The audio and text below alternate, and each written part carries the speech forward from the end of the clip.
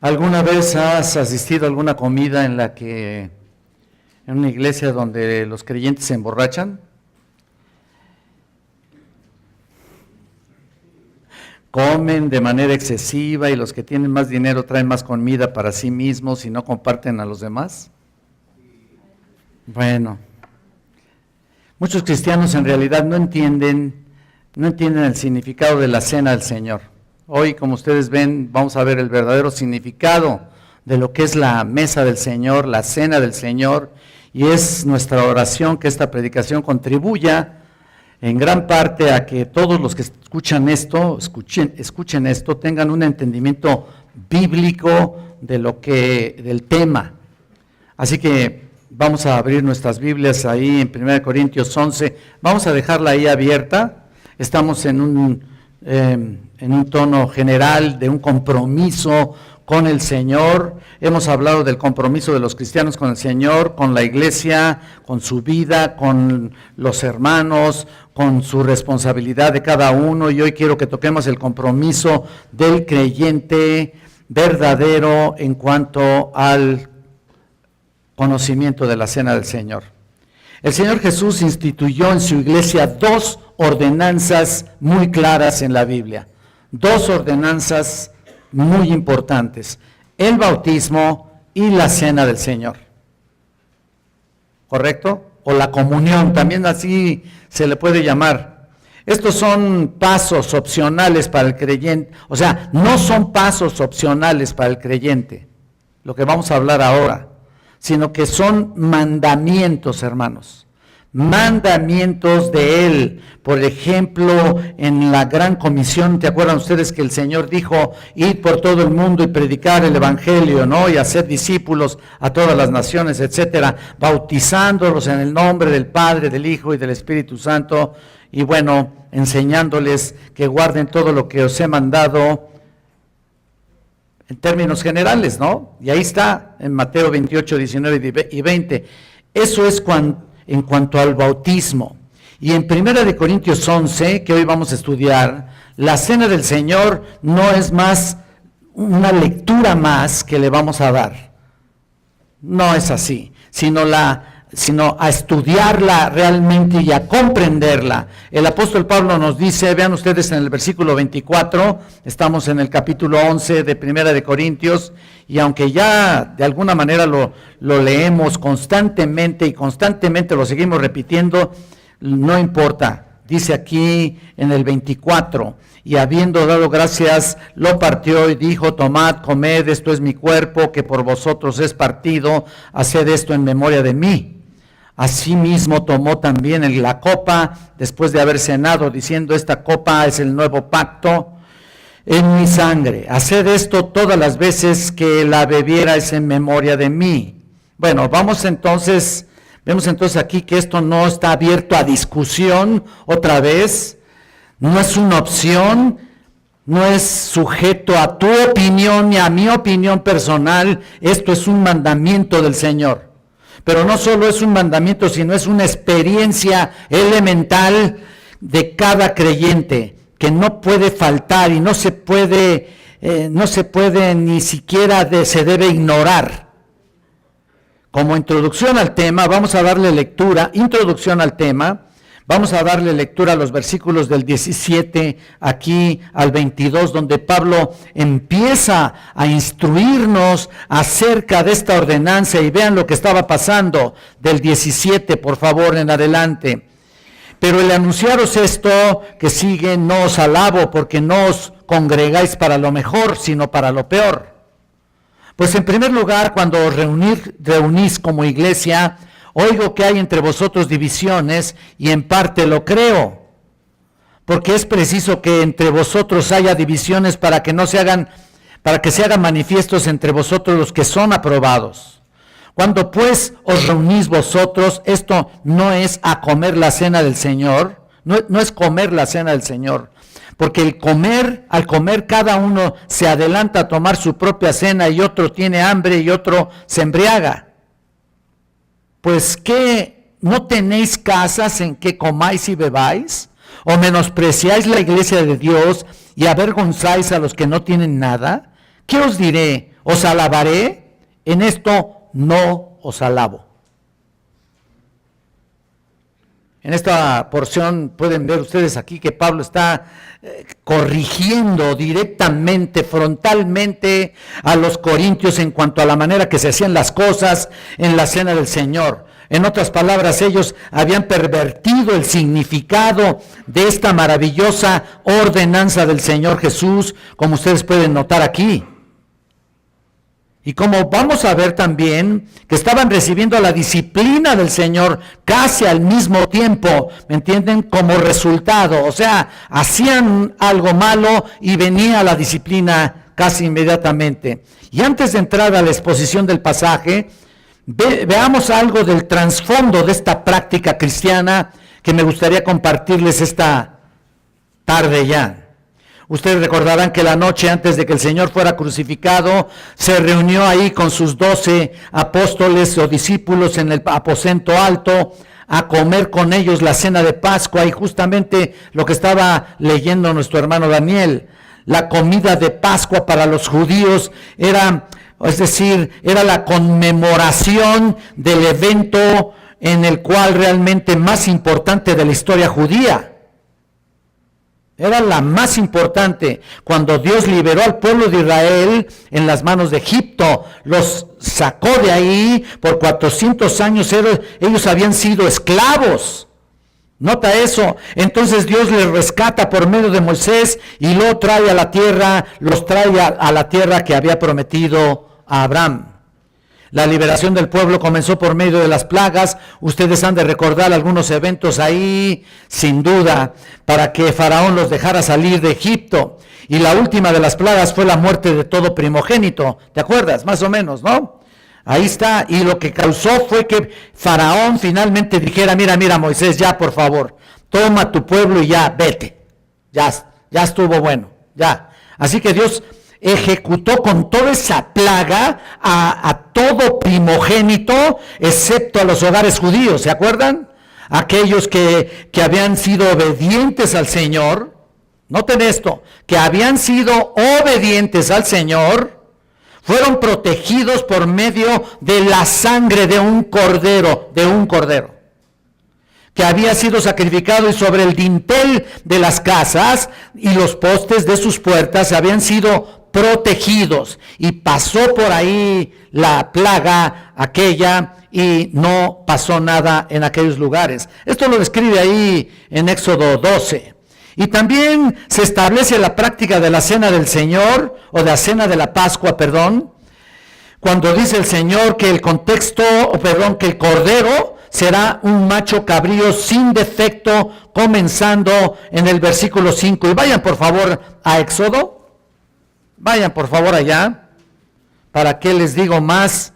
Si ustedes aquí lo vamos a estar leyendo constantemente aquí. Bueno, noten el capítulo 12, Éxodo 12. 12 del 5 al 8. Nota aquí esto, del 5 al 8.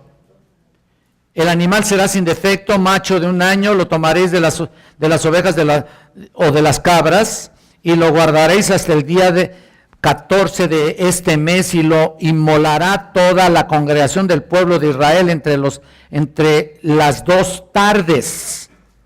Nota eso. Y tomarán de la sangre y la pondrán en los 2 postes y en el dintel de las casas en que se han de comer. Y aquella noche comerán la carne asada al fuego, y panes sin levadura con hierbas amargas lo comerán. Noten el versículo 11, nos saltamos. Y lo comeréis así, ceñidos vuestros lomos, vuestro calzado en vuestros pies y vuestro bordón en vuestra mano, y lo comeréis apresuradamente. Es la Pascua de Jehová. Pues yo pasaré aquella noche por la tierra de Egipto y heriré a todo primogénito en toda la tierra de Egipto, así de los hombres como de las bestias, y ejecutaré mis juicios en todos los dioses de Egipto, yo Jehová.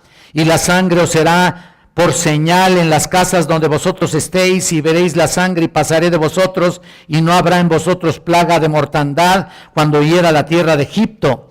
Y este día os será en memoria, y lo celebraréis como fiesta solemne para Jehová durante vuestras generaciones. Por estatuto perpetuo lo celebraréis. 7 días comeréis panes sin levadura, y así el primer día haréis que no haya levadura en vuestras casas. Porque cualquiera que comiere leudado, desde el primer día hasta el 7º, será cortado de Israel. Bueno, esta es una celebración y está describiendo realmente cómo sería y qué condiciones llevaría la cena de Pascua. Era realmente un recordatorio judío que la nación había sido liberada de la esclavitud de Egipto. Ya se los dije, y él los había protegido. Y cada vez que un israelita, un judío, recordaba a Dios como libertador y como salvador de la tierra de Egipto, celebraba la Pascua. Celebraba la Pascua judía, que era precisamente la celebración de este evento. Y esa noche con sus discípulos es lo que está diciendo acá Jesús, que es lo que está haciendo Jesús. Estaban celebrando la Pascua, ¿te acuerdas?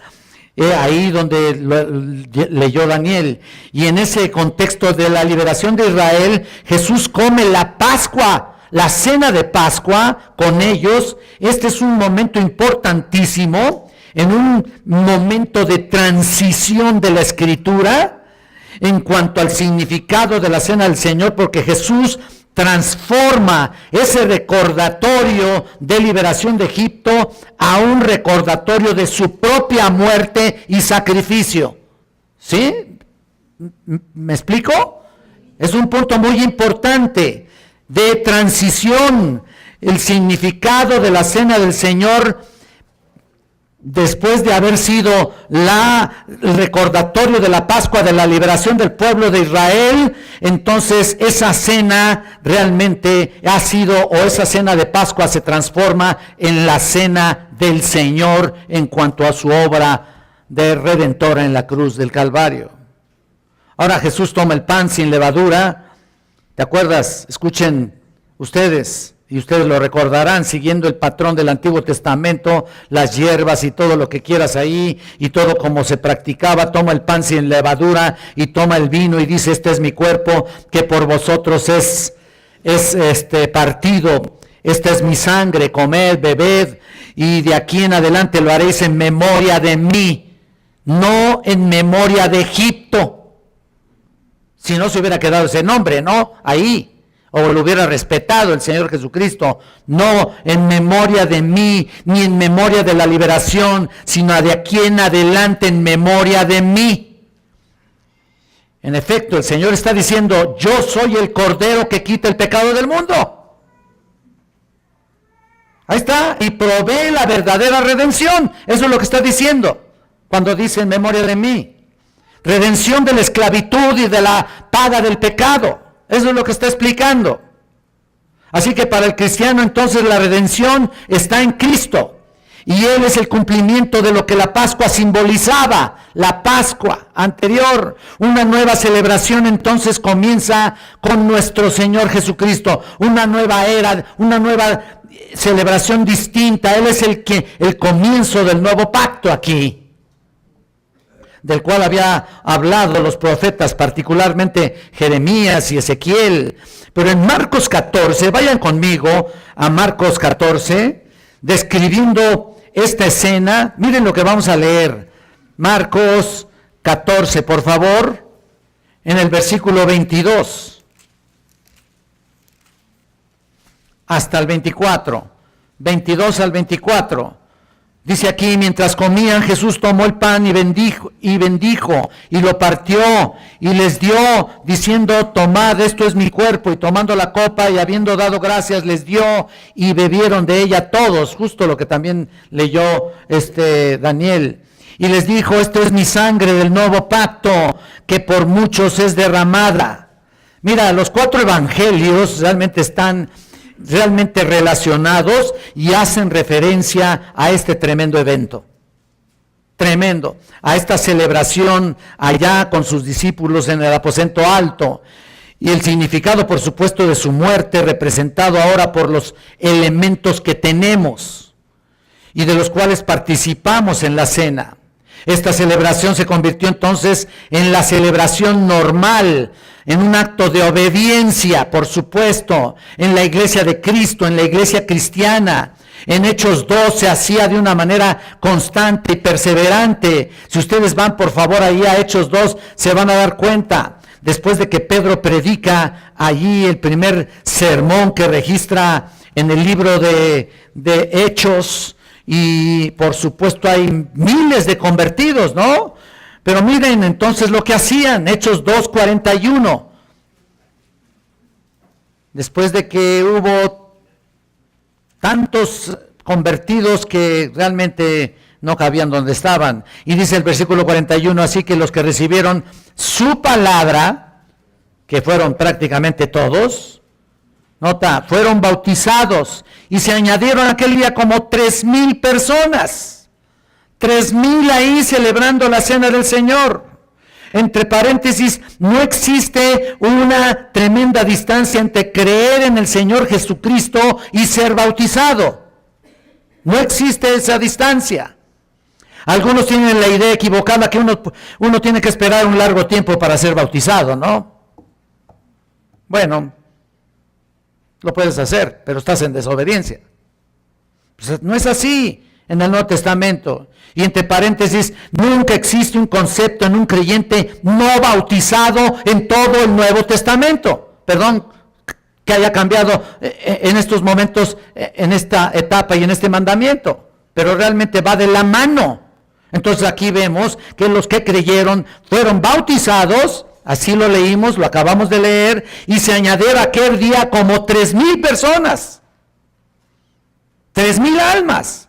¿Qué hacían? Esta es la primera iglesia y noten lo que estaban haciendo, versículo 42. Y perseveraban en la doctrina de los apóstoles, en la comunión unos con otros, en el partimiento del pan, ¿y en qué? Oraban, Mira, 4 elementos ahí fundamentales en la experiencia de la primera iglesia cristiana. Esto es la enseñanza apostólica, la cual es fundamental. Todo lo que la iglesia se basa en los apóstoles escribieron, lo que ellos escribieron y recibieron del Señor Jesús directamente, ¿no? Noten eso. Y luego después la enseñanza, podemos ver, y luego la comunión entre los hermanos. Este es el elemento importantísimo en una iglesia. La comunión entre hermanos es el partimiento del pan y luego las oraciones. Ya hemos visto que el partimiento del pan es una referencia a comer juntos también, por supuesto, como lo habíamos hecho nosotros, y lo cual incluía la celebración de la cena. Comían juntos y al final de la cena, al final de la comida, celebraban ese compartimiento del pan y la cena del Señor. La experiencia de la primera iglesia, eso es lo que estaban haciendo. Incorporaba la celebración continua de la mesa del Señor. Y este es un aspecto del cual nunca debe perderse. Y es interesante porque muchos comentaristas dicen que cada vez que los creyentes primitivos se reunían, comían juntos y celebraban también la cena del Señor. Muchas iglesias hoy celebran la cena del Señor cada domingo. Otros cada 15 días, otro cada mes. Pero incluso hay una denominación que no celebra nada. Bueno, cada quien, ¿no? Pero en aquel entonces lo hacían. Noten, vean en el versículo 46, todavía seguimos en Hechos 2, y perseverando unánimes cada día en el templo, y partiendo el pan en las casas, comían juntos con alegría y sencillez de corazón. Entonces, comían juntos y al final participaban de la cena del Señor. La frase aquí, partir el pan, era una frase común en el Medio Oriente, una forma de por supuesto, celebrar algo, particularmente en Palestina, y se refería básicamente al tener comunión entre otras personas, con otras personas en la comida. Y eso era algo común entre los palestinos. Así que el compartimiento del pan de estos primeros cristianos se convirtió en el sinónimo de celebrar la comunión unos a otros, la compañía juntos, donde estaban realmente todos participando de lo mismo, compartiendo todo junto, allí, sin distinción de ninguna naturaleza. Era un ágape, o mejor dicho, una comida de amor, o ágape, que todos hemos escuchado alguna vez, donde se reunían, participaban y al final de la comida celebraban la cena. Entonces esa cena recordaban lo que Dios había hecho, porque tenía sus raíces históricas en esa práctica judía que fue a través de los siglos. La cena pascual, pero había cambiado, porque ahora era en memoria de ¿quién? Nada más, ¿no? Por supuesto que también era una práctica común entre los paganos, ¿sabían eso? Entre los paganos de esa época, porque celebraban una cena y comían después de adorar a sus dioses. Ahí estaban, o sea que había varias raíces históricas en cuanto a esa práctica de la cena de Pascua o de la cena del Señor. Entonces, este es el trasfondo cultural de la cena, tanto en la tradición judía como gentil. Pero por encima de todas estas cosas, la práctica cristiana de la cena del Señor está fundamentada en la institución de la cena del mismo Señor Jesucristo desde allá, desde el aposento alto, con sus discípulos. Tú los ves a ellos así, rodeando al Señor Jesús. Esta cena por Cristo se convierte en la norma, se convierte en el modelo que uno sigue a través de los siglos. Ahora bien, aunque el Señor instituyó la cena, Él no instituyó la forma exacta de cómo celebrarlo, ¿no? El Señor no nos dio una prescripción aquí detallada o un método de cómo hacerlo. No nos dice cuántas veces, ni en qué lugar en particular, ni a qué hora en particular, nada. Es simplemente nos dice, haced esto en memoria de mí. O sea, todas las veces que la hagan, háganlo así, en memoria de mí. Eso es lo que más importante, y hay algo más importante que nuestras propias palabras, ¿no? Ahora, cuando dice que vamos a hacer en memoria de mí, bueno, voy a comer el pan y a tomar la copa, y como dijo Pablo, claramente lo indica en 1 Corintios 11, así pues todas las veces que comieres este pan y bebieres esta copa, la muerte del Señor anunciáis hasta que ¿qué? Hasta que Él venga. Entonces, todas las veces significa que cuando sea, donde sea, como sea, en qué momento, en qué tiempo, en qué lugar, no importa. El punto no es describir exactamente los detalles, ni el lugar, ni nada de esto, sino hacerlo.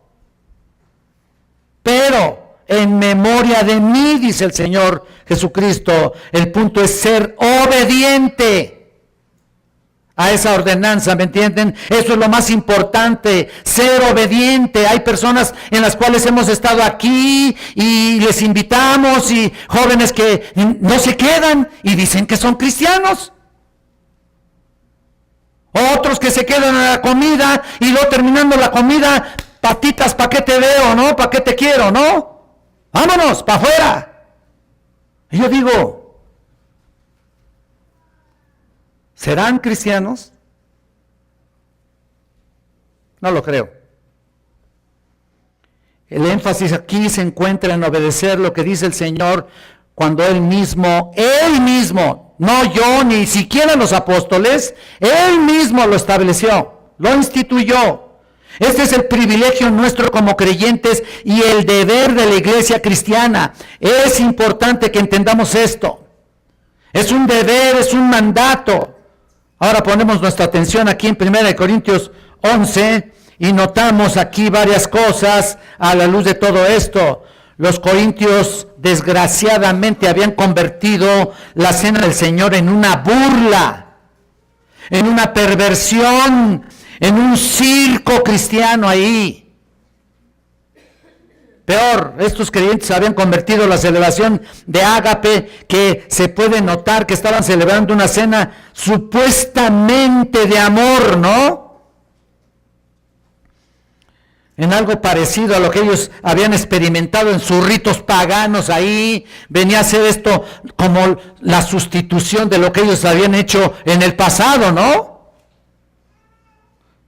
En sus celebraciones paganas, porque después de adorar a sus dioses paganos tenían la comilón ahí y la borrachera, pero estaba en su apogeo, ¿no? Bueno, es lo que hacían. Entonces esta cena era una blasfemia en contra de Cristo, si así lo seguían haciendo, ¿no? Y el significado de la cruz, y esto desagradó realmente tanto a Dios que disciplinó a los participantes de lo que estaban haciendo, de la forma más severa o sea, terrible, ¿no? De la forma más severa, los disciplinó como lo estaban haciendo. Una manera en que se describen estos versículos. Vayan otra vez a 1 Corintios 11, pero ahora vean en el versículo 29. Mira lo que dice.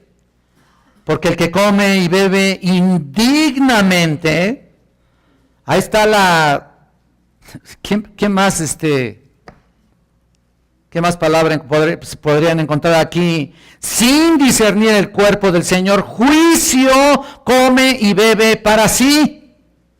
Tenemos que tener tanto cuidado en esto. Mira lo que dice el 30. Por lo cual hay muchos enfermos y debilitados entre vosotros y muchos duermen. ¿Qué significa eso?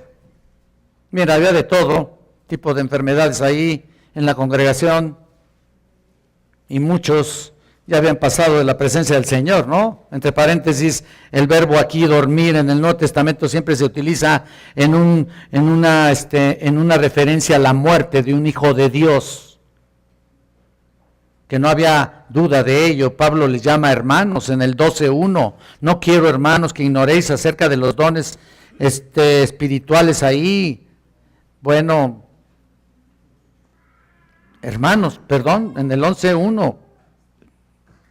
Bueno, realmente toda la iglesia supuestamente estaba participando y se supone que todos eran creyentes, pero realmente el abuso de la cena del Señor y el pecado en el cual estaban haciendo, la forma en la que estaban haciendo, eso fue algo que Dios no retardó su juicio en aquella iglesia.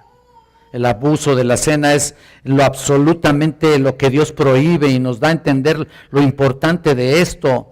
Mira, desde el versículo 28, lo que debes hacer, lo que debemos hacer antes de cualquier otra cosa, porque el que come y bebe indignamente, el 28, por tanto, pruébese cada uno a sí mismo y coma así del pan y beba de la copa. No venimos a la cena del Señor así, despreocupadamente, como para tomarnos una copita y hay un juguito de uva, un panecito re rico que lo hace María Esther, bien rico.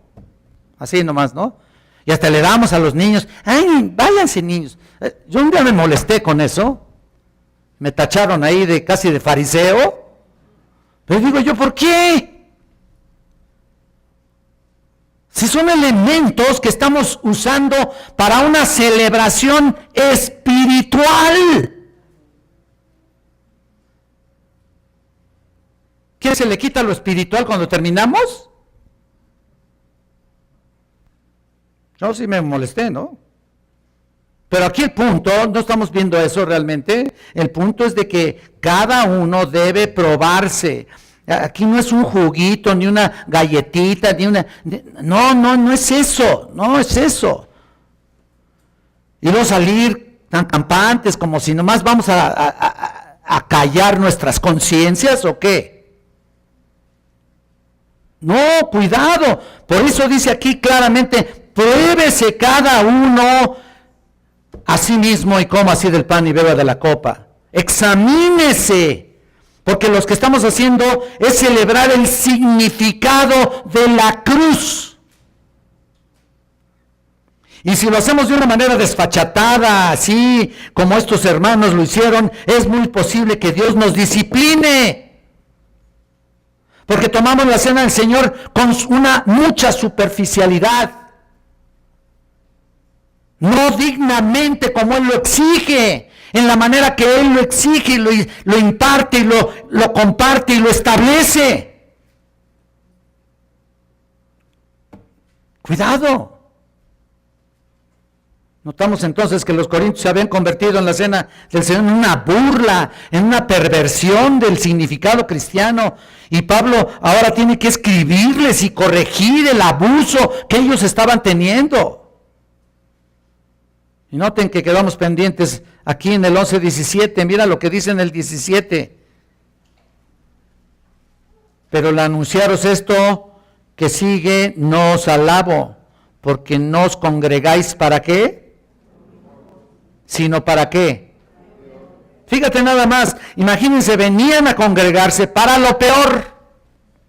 Muchos venían a la cena, traían alimentos, lo que se supone que era para compartir con nosotros, como nosotros lo hacemos o lo estuvimos haciendo en nuestras comidas, como hermanos en Cristo, y como lo hicimos, simbólico, por supuesto, a la comunión entre hermanos. ¿Y saben qué? Traían la comida, se apuraban en comerla, por supuesto, y no esperaban a nadie, y como les dije, adiós Nicanor, ¿no?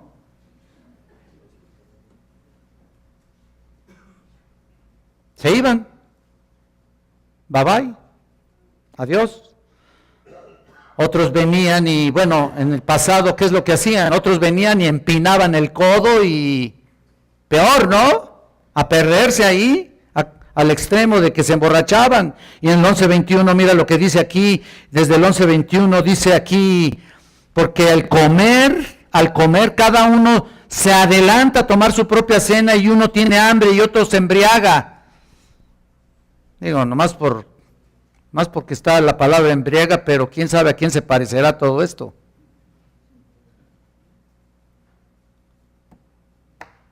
¿Quién sabe a quién, verdad? Entonces Pablo dice, miren, cuando ustedes se reúnen como iglesia no es para bien, sino para lo malo. Su servicio de adoración no es para edificación, sino se están destruyendo, o sea, es para destrucción. Existen iglesias que realmente, como las de Corintio, que sus reuniones no son para el bien, sino para el mal. Algunas veces he estado yo de alguna manera en algunas otras reuniones, particularmente en reuniones de negocios, en algunos de estas reuniones, pues, ¿sabes qué? Uno sale de ahí frío. Al contrario, de venir realmente lleno del Señor y por esa celebración, y recordar a nuestro Padre Celestial, y recordar a Jesucristo en la cruz, su muerte en la cruz. No, sales sin frío, como entraste, o peor, porque hacen de la cena lo que quieren. No es posible. Pretendiendo establecer la cena, pues ¿sabes qué? Llega el momento en que ellos alteran de alguna u otra manera todos estos principios, o lo hacen sin darle la importancia de vida. Y esto es por lo cual Pablo confronta, y Pablo tiene que corregirles esta área. Ustedes notaron que en 1 Corintios es una epístola de corrección. Aquí todo 1 Corintios es una epístola de corrección ahí. Casi cada capítulo tiene que ver con un problema. Mírate nada más. Cada capítulo, Pablo lo corrige en los capítulo 11 en cuanto a abusos de la cena, y en el 12 tiene que corregir en cuanto a abuso de los dones, y póngale, ¿no? Duro y dale, uno tras otro, una corrección tras otra. Una iglesia que realmente se jactaba de tener todos los dones espirituales, y claro que sí, ahí estaban. Pues estaban pisoteando todo eso, y no estaban haciéndolo realmente como Dios había establecido. Entonces recordamos y vemos que una iglesia desobediente en cualquiera de estas áreas tiende a manifestar su desobediencia en otras áreas. ¿Me explico? Es como cuando tienes un pecado y no lo confiesas y te haces disimulado, tratas de... tú mismo te imaginas o crees que no es nada grave, es cualquier cosilla. Y no lo confiesas, entonces ¿qué pasa? El siguiente pecado se te acerca y eres seducido de alguna u otra manera en cuanto a tus propias concupiscencias y púmbale, caes. Y si no lo confiesas y así, ¿no? Vas abarcando y vas ganando terreno, pero con el pecado. En lugar de, por pequeña que sea la falta al Señor, por pequeño que sea el pecado, hay que inmediatamente declararlo, hay que confesarlo. Nosotros, pues, realmente estamos buscando la manera de establecer firmemente la iglesia para que no caiga en esta situación tan terrible. Bueno, entonces nosotros no estamos divididos en comportamientos donde, bueno, aquí me porto mal en esta área, pero no importa el resto de mi vida, pues, en todo lo demás. Así no funciona la cosa. Si yo soy carnal en un área, esa área de desobediencia va a afectar el resto de mis actividades. Como persona, como creyente, y aquí como iglesia lo vemos. Pablo aquí discute la perversión de la cena. Vayan al 18, creo que ya lo leí, pero entonces ves, mira, mi trabajo, o mejor dicho, mi desobediencia va a afectar otras áreas, les estoy diciendo, otras áreas de mi vida, como creyente, y aquí lo vamos a ver. En el versículo 18 ya estaba yo leyendo, pues en primer lugar, cuando reunir como iglesia, oigo que hay entre vosotros divisiones, en parte lo creo. Nota, había divisiones también. ¡Qué tremendo! No solamente los abusos de la cena del Señor, sino también divisiones. Y mira, la palabra iglesia es la palabra eclesía. Siempre en el Nuevo Testamento se refiere a un cuerpo de personas, seres humanos, se refiere a hijos de Dios, nunca se refiere a un edificio. Nosotros hablamos de la iglesia que en Liverpool 44, Colonia Juárez, etcétera, etcétera, pero realmente este es un edificio. La verdadera iglesia somos nosotros, los que estamos aquí. Era la asamblea de los creyentes, la iglesia es el organismo del Señor. En capítulo 12, vayan ustedes adelante, de 1 Corintios, de esta misma epístola nos enseña eso, fíjense, en el 12:12. Porque así como el cuerpo es uno y tiene muchos miembros, pero todos los miembros del cuerpo, siendo muchos, son un solo cuerpo, así también Cristo. Cristo tiene un cuerpo y ese cuerpo es la iglesia y no está dividido. Aquí había divisiones con los corintios, aquí en medio de toda esa corrección de la forma en la que estaban celebrando la mesa del Señor, había divisiones, y Él no está dividido, no está dividido Cristo para nada, sino que uno, esa es la idea, la iglesia es una, simplemente es un organismo, y dice Pablo que cuando reunís como iglesia, oigo entre vosotros que hay divisiones. Cismata es la palabra griega, de donde sacamos la palabra sismos. Hay divisiones, pero se refiere a diferencias de opinión. Cismata. Eso es importante saberlo. No era para mantener la unidad de Cristo, era una iglesia problemática, era una iglesia dividida en grupos. Si había algo que les caracterizaba, era ese tipo de división. Por eso en el capítulo 1 Pablo comienza la epístola diciéndoles así, mira, desde el capítulo 1, versículo 1, mira lo que dice Pablo, llamado a ser apóstol de Jesucristo por la voluntad de Dios, y el hermano Sóstenes, el versículo 1:11, dice, porque he sido informado acerca de vosotros, hermanos míos, por los de Cloé, que hay entre vosotros contiendas. Ya desde el principio ya estaba arrancando con una serie de problemas ahí tremendos, ¿no?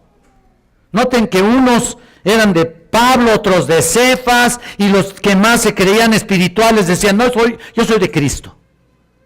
O sea, muy de espirituales, ¿no? Ay, mira, qué chistoso, ¿no? Yo no sigo a hombres, ¿no? Eso decían, yo sigo a Cristo. Así que como pueden ver, la iglesia de Corinto estaba dividida en grupos. No hay duda de eso, y estaban basados en las personalidades. Seguían a Pablo, Apolo, Cefas, y Pablo dice, ¿acaso está dividido Cristo? No. Si tenemos esas actitudes es porque ustedes son carnales. Eso es lo que dicen. Por eso en el versículo 10 Pablo les tiene que exhortar, os ruego, hermanos, por el nombre de nuestro Señor Jesucristo, que habléis todos una misma cosa, que no haya entre vosotros divisiones, sino que estéis perfectamente unidos en una misma mente y en un mismo parecer. No era posible tener divisiones. En lugar de esto, los corintios se reunían para discutir, para pelear, para arguir ahí. ¡Qué iglesia!, ¿no? ¡Qué iglesia! ¡Wow! No parece ser la iglesia modelo. Entonces, ¿qué es lo que causa en una asamblea que haya estas divisiones? Bueno, Pablo les contesta, vayan a 1 Corintios 3, aquí.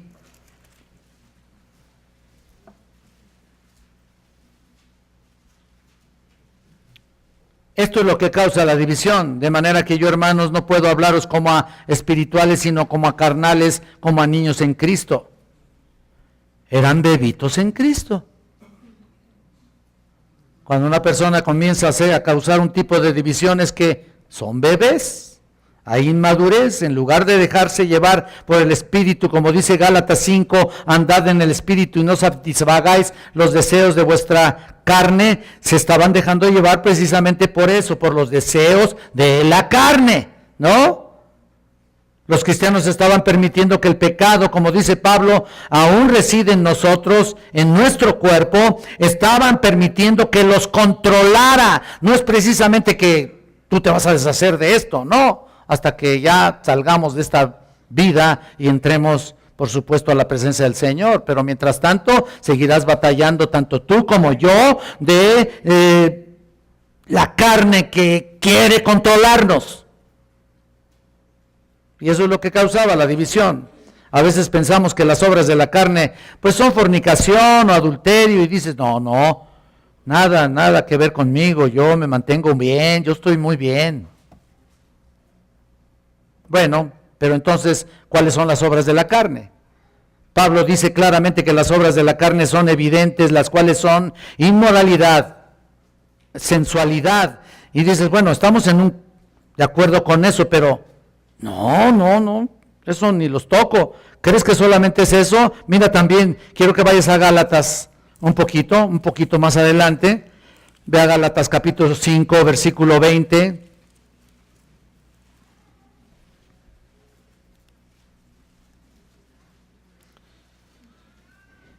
Desde el versículo 19, y manifiestas son las obras de la carne, y ya no estamos hablando de eso, pero aquí lo vuelvo a mencionar: adulterio, fornicación, inmundicia, lascivia, ¿no?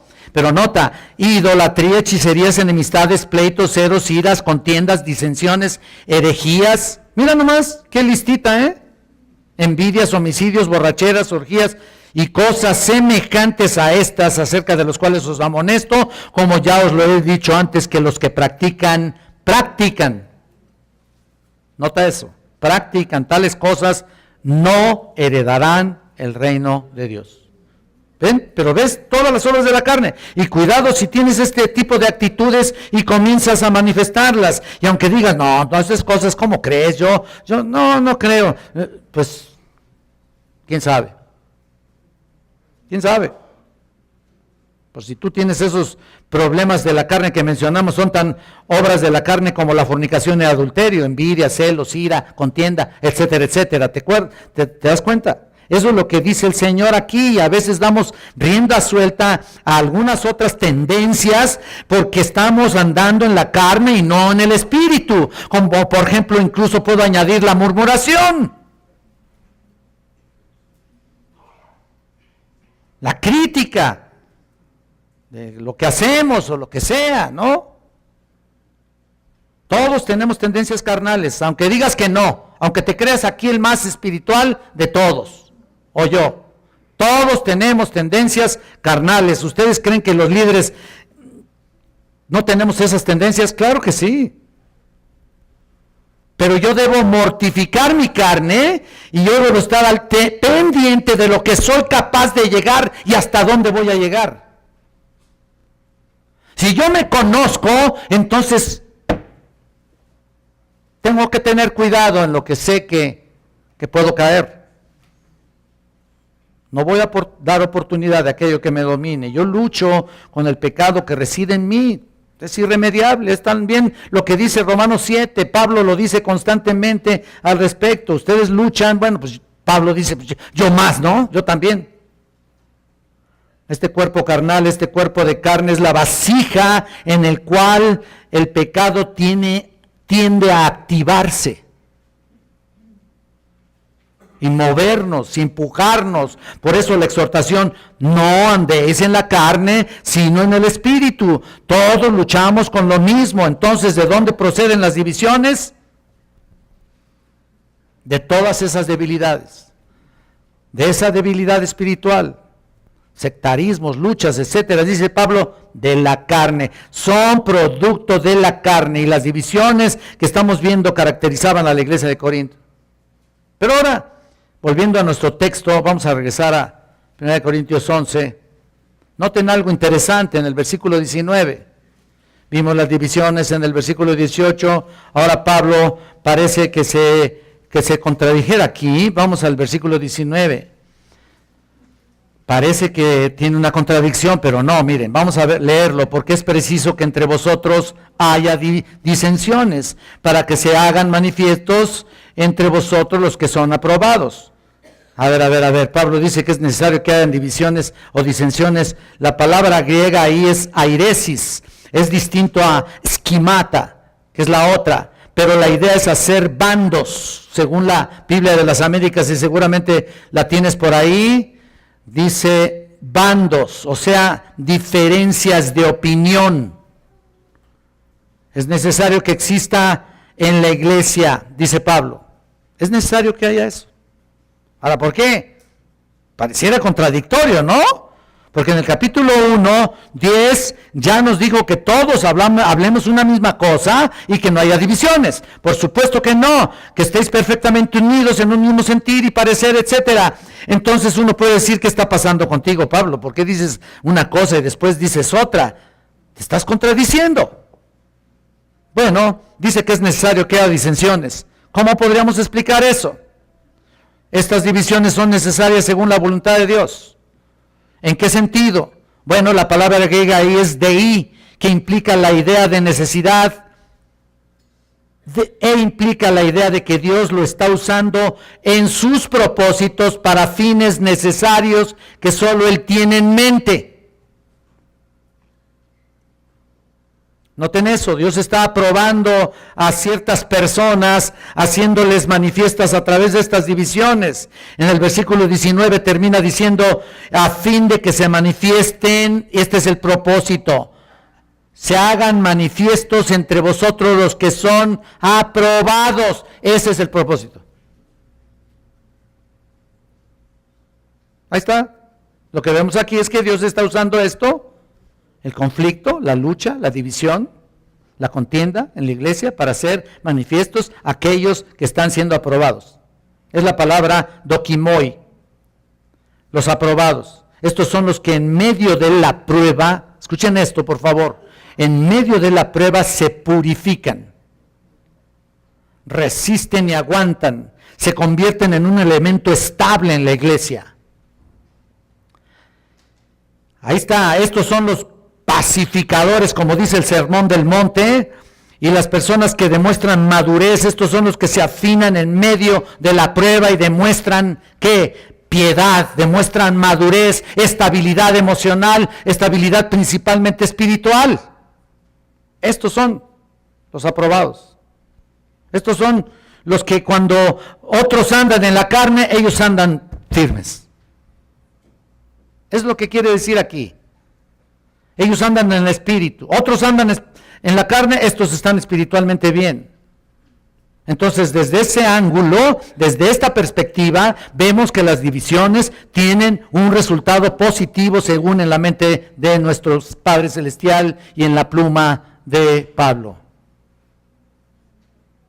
Esos son los aprobados. Si Él las utiliza o las lleva a cabo como una obra en la iglesia y utiliza todo, aún lo malo que hacemos a veces, para aprobar a algunos y desaprobar a otros. Esa es la idea. Noten que Pablo utiliza esta misma palabra dokimoi en Primera de Tesalonicenses. Vayan para allá, por favor.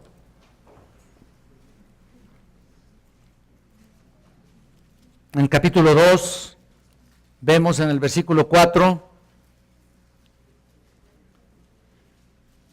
sino que según fuimos aprobados por Dios para que se nos confiase el Evangelio, así hablamos, no como para agradar a los hombres, sino a Dios que prueba nuestros corazones.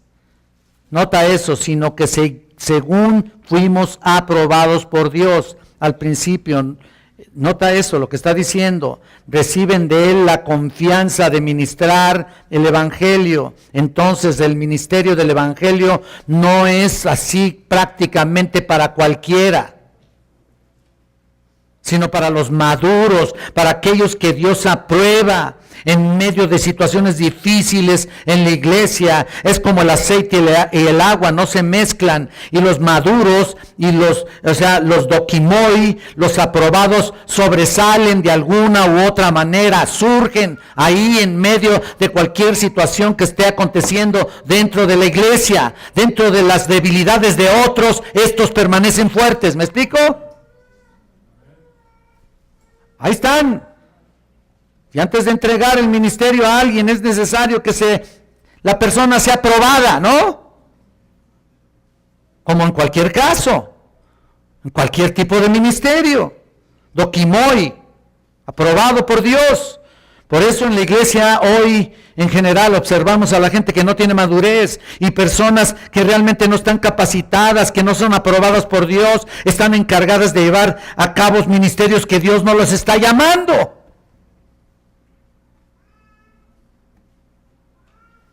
Y por supuesto, a la medida que somos aprobados por Dios, a medida que maduramos, el Señor nos da más y más un ministerio. O sea, vamos de alguna u otra manera ganando terreno en ese sentido. Ustedes recuerdan que para ser anciano de la iglesia, por ejemplo, ¿qué? ¿Se acuerdan ustedes? Pablo prescribe ahí en 1 de Timoteo 3 y en Tito los requisitos. Ahí están los requisitos que en muchas iglesias no hacen caso, ¿no? Las tienen de adorno, yo creo. Así me estaban platicando allá en Guadalajara, de algunas iglesias que definitivamente parece que pasaron de noche por el capítulo 3 de 1 de Timoteo, ¿no? Y a Pedro también incluso lo reitera en 1 de Pedro 5. Chéquenlo y verán. El Nuevo Testamento a través de todas sus páginas nos enseñan que la responsabilidad de ministerio es para los dokimos o dokimoi, para los aprobados, para los estables, para los maduros, aun cuando hay un ambiente de rivalidad, de tensión y dificultad en la iglesia, salen algunos que demuestran su madurez y permanecen estables, a pesar de cualquier cosa. Esos son los que Dios aprueba y esos son los que Dios les da el ministerio en la iglesia. Entonces, por eso es necesario que haya divisiones. Otra vez regreso a lo mismo. Pues sí, es para eso. Ahí está. Los aprobados han sido puestos, ahora sí que valga la redundancia, los aprobados han sido puestos a prueba. Y se hicieron manifiestos dentro de la iglesia en medio de situaciones difíciles. Y Pablo dice, estos son como yo. Pues sí, claro que sí. los capacitados para ministrar el evangelio. Muchas iglesias sufren de todo tipo de inestabilidad, en todos los sentidos, en todos los ministerios, y sufren caos en el liderazgo, que está compuesto por personas que no están aprobadas, no están capacitadas, no están bíblicamente aprobadas, no llenan los requisitos de ser un líder cristiano, está en manos de neófitos.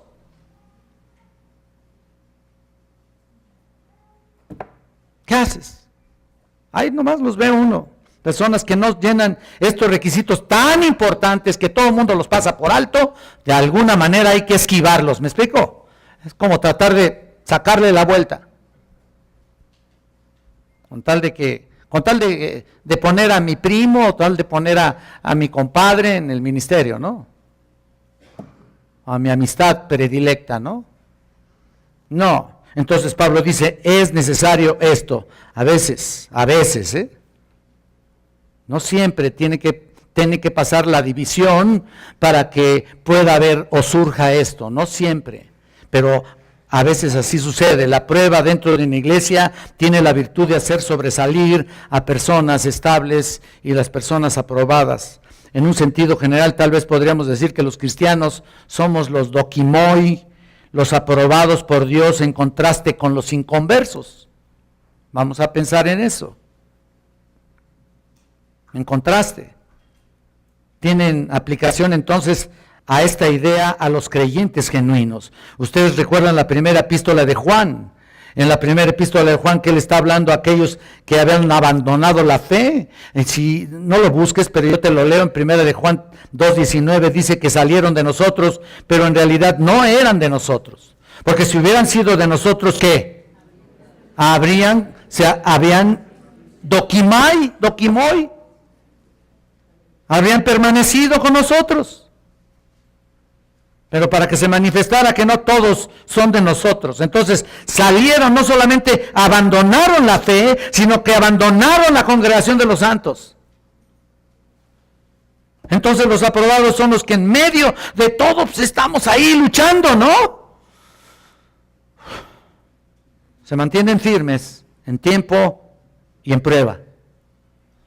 Sin duda habían empujado a algunos de estos falsos a irse, como nos dice Juan. Sin embargo, la prueba purifica. Hermanos, que quede eso bien claro en tu vida y en la mía. La prueba purifica y la prueba fortalece al individuo y fortalece a la iglesia. Así que permanece, aunque veas lo que veas.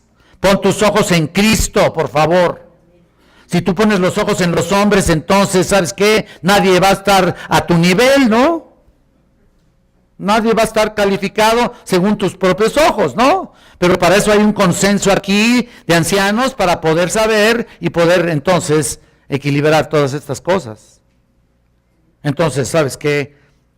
Vamos a regresar a 1 Corintios 11, ya vamos a terminar. Nos dice que entre vosotros no haya divisiones. Ahora, ¿qué hacemos con los que verdaderamente, pues los que dividen la iglesia o los que causan división? ¿Cómo lidiamos con ellos? ¿Nos hacemos de la vista gorda? Los que lo hacen a propósito, ¿no? ¿Los dejamos pasar o decimos, bueno, pues esto es necesario, déjalo así, ¿no? O cuando alguien dice, están en algunos jóvenes en pecado y alguien dice, pues ya están grandes. ¿Eso vamos a decir? ¿Por qué? No.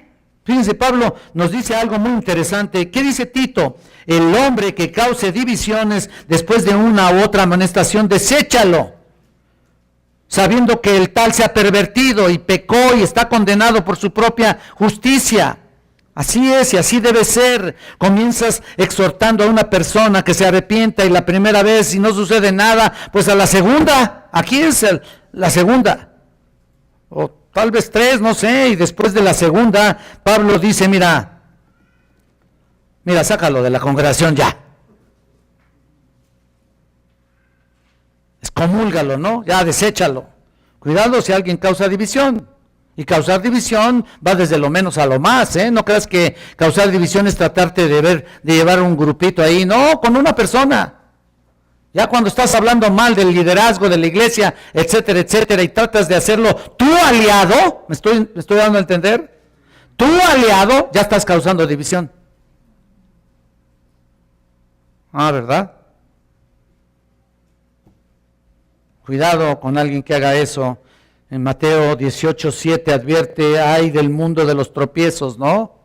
Mira, porque es necesario que vengan tropiezos. Ok, otra vez también dice que es necesario que haya eso. Noten ahí la misma expresión. Es necesario los problemas y divisiones, pero hay del que viene el tropiezo o la división.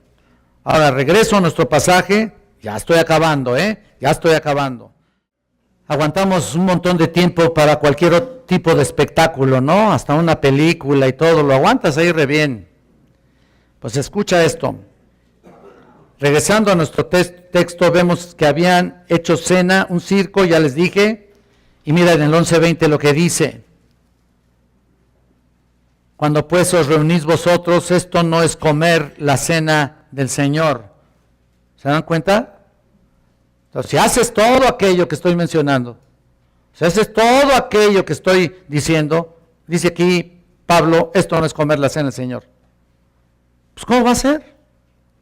Porque al comer cada uno se adelanta, dice aquí, a tomar su propia cena y uno tiene hambre y otro se embriaga. Eso es, eso que va a ser la cena, eso ya no es cena. La cena del Señor es para celebrar su muerte y su resurrección y la comunión entre los hijos de Dios.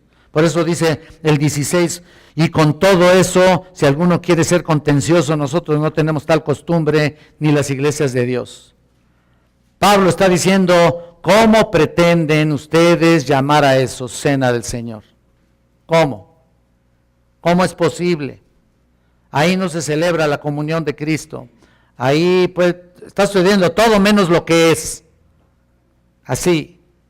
Créanme, y en frustración, miren el 1:22, otra vez aquí, pues que no tenéis casas en donde comáis y bebéis, o menospreciar la iglesia de Dios y avergonzáis a los que no tienen nada. ¿Qué os diré? ¿Os alabaré? En esto no os alabo. Pablo es directo, era preciso, cariñoso, pero al mismo tiempo era preciso, frontal, de alguna manera. La reprimienda es justa, pues por supuesto que sí. ¿No tenéis casas para comer?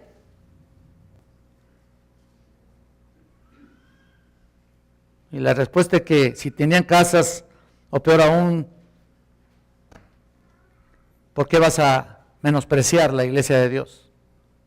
Si tienes casas, entonces celebra la cena y celebra el significado verdadero de lo que es la mesa del Señor. No puedes venir a la congregación menoscabando la comunión de los santos. No puedes venir a la congregación nada más con el interés de comer. No puedes venir a eso. Hemos estado aquí viendo constantemente eso. De alguna u otra manera hay muchos que se esperan a la cena del Señor y gloria a Dios, había bastantes, ya ha habido bastantes, pero de repente no se esperan y se van. ¿Y sabes qué? Estás desobedeciendo. O sea, nomás vienes a comer, mejor vete a tu casa a comer, ¿no? Es lo que está diciendo el texto. ¿No tienen casas? ¿Acaso no tienen casas? Bueno, váyanse a la casa. Si no se van a quedar para la cena y celebrar realmente la cena, entonces, ¿para qué te quedas a comer? Otros, ¿qué va a pasar con otro? Otro tiene hambre y por tu causa no come. ¿Me explico? No es un regaño, sino simplemente es una alerta, y sinceramente es importante convivir. La iglesia, en primer lugar, debemos de venir en obediencia en esa institución importante de la mesa del Señor. Es un privilegio participar, no te estamos rogando que lo hagas. Si tú tienes pecados no confesados, si tú tienes alguna situación contra otro hermano, si no has dado la ofrenda y tú de alguna manera tienes muchas excusas para no dar la ofrenda del Señor que le pertenece a Él, entonces hay pecados que no has confesado, entonces no participes de la mesa. Si tienes algo contra un hermano o aquel hermano tiene algo contra ti, ponte a cuentas y sencillamente puedes participar de la cena. Pero si imagínate si haces todo lo que hemos mencionado acá, o alguna de estas cosas, mucho menos. Así que venimos en este momento a adorar a nuestro Padre Celestial, y qué lindo es que toda la congregación nos reunamos en este momento y presentemos delante de Él nuestras vidas, nuestras mentes, nuestros cuerpos, nuestro corazón, nuestra adoración a nuestro Padre Celestial. Que lo hagas realmente con todo tu ser y podamos humillarnos delante de su presencia.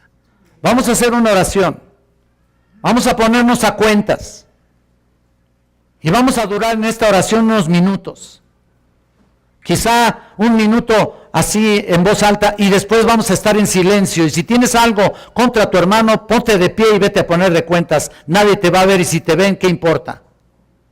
Ponte a cuentas con alguien, ponte a cuentas con un hermano. Y entonces, una vez que terminemos, por eso está aquí la mesa, vamos a celebrar con limpieza verdadera a nuestro Padre Celestial y recordar a nuestro Señor Jesucristo. Oremos a nuestro Señor.